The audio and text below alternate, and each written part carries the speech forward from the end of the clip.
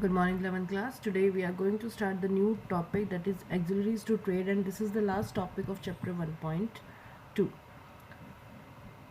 So what are the meaning of auxiliaries of trade? It refers to all those activity which are undertaken to overcome the hurdles appearing in the way of trade. ये कह रहे हैं कि एक्सलरीज to trade का मतलब है वो सभी एक्टिविटीज़ विच आर अंडरटेकिंग जो कि की जाती है टू ओवरकम, बाहर आने के लिए किस चीज़ से, the hurdle appearing in the way of trade. मतलब जब हम बिजनेस कर रहे होते हैं, ट्रेड कर रहे होते हैं, तो उस टाइम पे जितनी भी हर्डल्स आती है उन हर्डल से ओवरकम यानी कि बाहर निकलने के लिए जो भी एक्टिविटीज़ परफॉर्म करते हैं, these all are called auxiliaries to trade. Okay, now let's talk about what are those problems. ठीक है, वो हर्डल्स कौन सी है, वो प्रॉब्लम्स कौन सी है जो हम जब एक बिज़नेस कर रहे होते हैं, रन कर रहे होते हैं, तो हमें हमारे सामने आती है। तो पहले जो हमारी हिंड्रेंस है वो है हिंड्रेंस ऑफ पर्सन।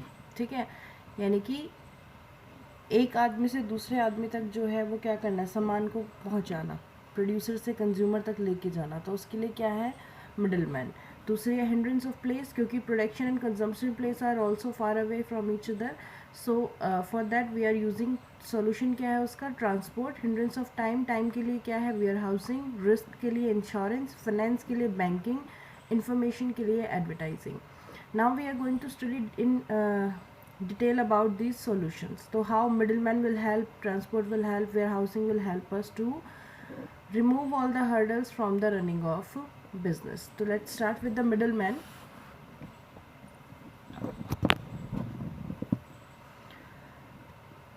ये कह रहे हैं as we know limited number of producer are present in business but customers are unlimited. ये कह रहे हैं जैसे कि हमें पता है कि किसी भी बिजनेस में जो प्रोड्यूसर है यानी कि गुड्स को जो प्रोड्यूस करते हैं वो बहुत ही लिमिटेड नंबर ऑफ पीपल है, लेकिन लेकिन उन गुड्स को जो यूज़ करते हैं वो लोग जो क्या है, अनलिमिटेड है। मतलब कस्टमर जो है वो अनलिमिटेड है। It is not possible for consumer to buy product directly from the producer. और ये बिल्कुल भी पॉसिबल नहीं है किसी भी कंज्यूमर के लिए कि वो डायरेक्टली किससे परचेज कर सके गुड्स को, प्रोड्यूसर से। ठीक है, because producer are far away from the consumers and for that middle man are required. और इसके लिए फिर हमें किसकी ज़रूरत पड़ती है, मिडल मैन्स की। मिडल मैन जो है that can be explain with the help of that chain. इस चेन से हम एक्सप्लेन कर सकते हैं। जैसे प्रोड्यूसर है, प्रोड्यूसर के पास से गुड्स किसके पास जाती है, होलसेलर, होलसेलर के पास बात किसके पास जाती है, रिटेलर, रिटेलर की बात किस पे जाती है, कंज्यूमर। तो ये जो है बीच में ये हमारे क्या है, मिडल मैन। या इसके अलावा जो एजेंट्स होते हैं that are also called middle mans. Okay, hence हम ये कह सकते हैं कि जो हिंड्रेंस ऑफ पर्सन है that can be away by the help of middle man, कि मिडिल मैन की हेल्प से हम उस जो हर्डल जो है मिडिल मैन की, उसे हम क्या कर सकते हैं, दूर कर सकते हैं, हर्डल ऑफ पर्सन जो है। Now come to second,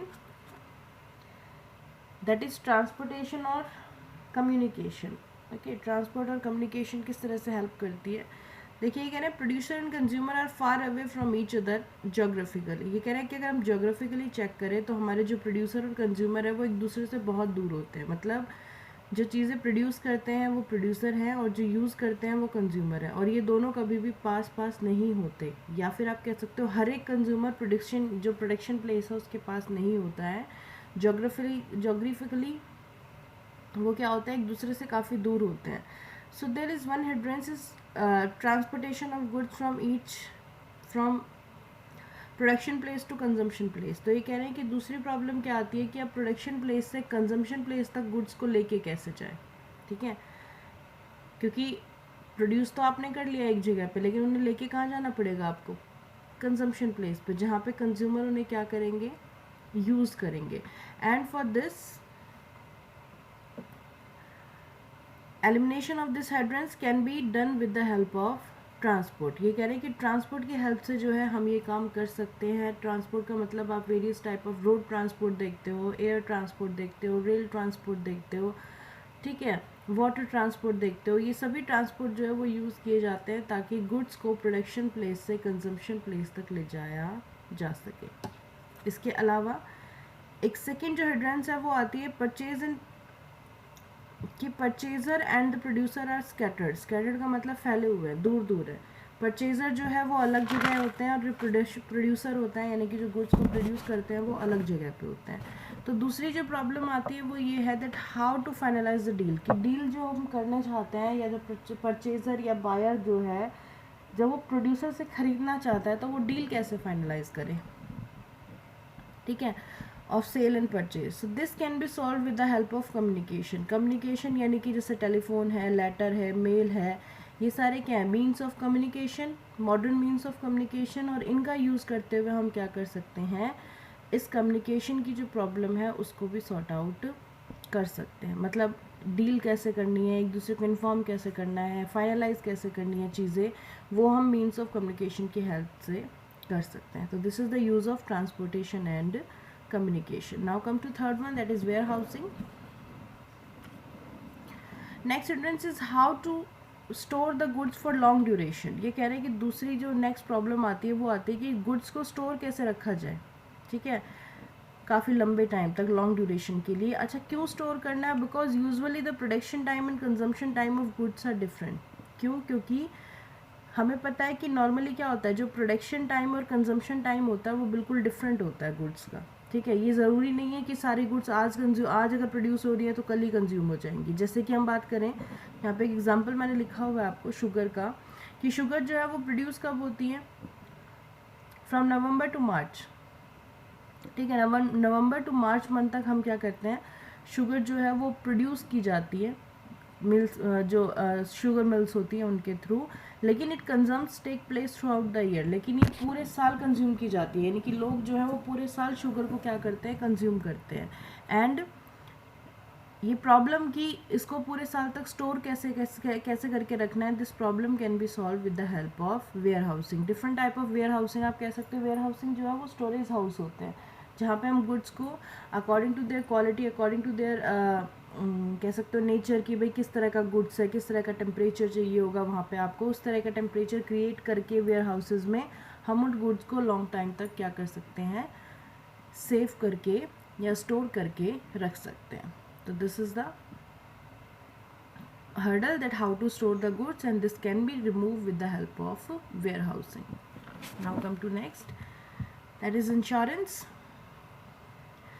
In every business, risk element is always present while completing different activities. ये कह रहे हैं कि जब भी आप कोई बिजनेस में एक्टिविटी कर रहे हो तो रिस्क जो है वो हमेशा इन्वॉल्व रहता है। रिस्क तो हर काम में होता है, जैसे कि आप ट्रांसपोर्टेशन कर रहे हो गुड्स को एक जगह से दूसरी जगह, तो मे भी हो सकता है कोई मिस हैपनिंग हो जाए, कोई एक्सीडेंट हो जाए, ठीक है, या जैसे शिप वगैरह होते हैं कई बार डूब जाते हैं, तो इस तरह से रिस्क होता है। इसके अलावा अगर आप गुड्स को स्टोर कर रहे हो तो कई बार ऐसा होता है वेयर हाउस में चोरी हो सकती है, ठीक है, शॉर्ट सर्किट्स वगैरह हो सकते हैं जिससे गुड्स डिस्ट्रॉय हो सकती है। तो इस तरह की जो रिस्क है वो हमेशा, या फिर नेचुरल कैलेमिटीज़ जो हैं कई बार वो भी आ जाती हैं, जैसे अभी हम देख रहे हैं कि कोरोना चल रहा है, इस तरह से जो नेचुरल कैलेमिटीज़ होती है। इसके अलावा आप कह सकते हो नेचुरल कैलेमिटीज़ में नॉर्मली जैसे भूकंप आ जाता है, बाढ़ आ जाती है, सूखा पड़ जाता है, इस तरह की जो प्रॉब्लम्स क्रिएट हो जाती हैं। तो इसमें जो रिस्क होता है, यानी कि लॉस होने का जो रिस्क होता है, that can be sorted out with the help of insurance, क्योंकि इंश्योरेंस कंपनीज़ के थ्रू आप अपनी गुड्स को इंश्योर करके उस लॉस को मिनिमाइज कर सकते हैं। तो इंश्योरेंस जो है वो रिस्क एलिमेंट से हमें क्या करता है, रिस्क एलिमेंट को रिमूव करने में हेल्प करता है। And now come to banking. ठीक है, as we know finance is required, और कह सकते हो finance is the backbone of any business, ठीक है। जो फाइनेंस है यानी कि मनी जो है वो किसी भी बिजनेस का बैकबोन का काम करता है, because it is required for the from the movement of raw material is purchase till the movement the sale of finished good. ये कह रहा है फाइनेंस आपको शुरू से लेके, जब आप रॉ मटेरियल खरीदना शुरू कर रहे हो तब से लेके जब तक आप सेल नहीं कर दोगे फिनिश्ड गुड को, तब तक आपको किसकी ज़रूरत पड़ती है, फाइनेंस की। अब प्रॉब्लम क्या है, that sometime it is not possible for making cash payment by the producer. Her bar producer जो है वो कैश पेमेंट नहीं कर सकता। तो क्यों? क्योंकि कई बार क्या होता है कि पैसे नहीं होते, अवेलेबल नहीं होता कैश उस टाइम पे, या फिर आप कह सकते हो जो बायर सेलर है वो काफ़ी दूर होते हैं तो कैश में पेमेंट करना पॉसिबल नहीं होता। तो यहाँ पे प्रॉब्लम आती है कि how to make the payment to the supplier, कि सप्लायर को पेमेंट कैसे की जाए, ये प्रॉब्लम जो है वो राइज होती है। और ये प्रॉब्लम जो है that can be solve by banking sector. इस प्रॉब्लम को हम कैसे सॉल्व करते हैं, बैंकिंग सेक्टर के थ्रू सॉल्व कर सकते हैं।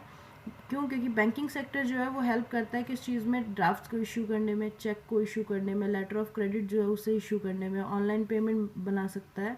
तो जब ये सारी चीज़ें हो सकती है with the help of banking sector, तो ज़रूरी नहीं है कि हम कैश में पेमेंट करें। तो ये सारे काम जो है वो कौन करता है हमारे लिए? हमारा बैंकिंग सेक्टर। तो इस तरह से हम क्या कर सकते हैं, पेमेंट जो करनी है हमारे सप्लायर्स को, रिसीव करनी है पेमेंट अगर हमें हमारे कस्टमर से, तो we can easily taking this with the help of banking sector. So these are the hurdles and these are the auxiliaries to trade, that how we can come out from these hurdles. So today your chapter is finished. Tomorrow we are starting a new chapter, that is business risk. Till then, thank you.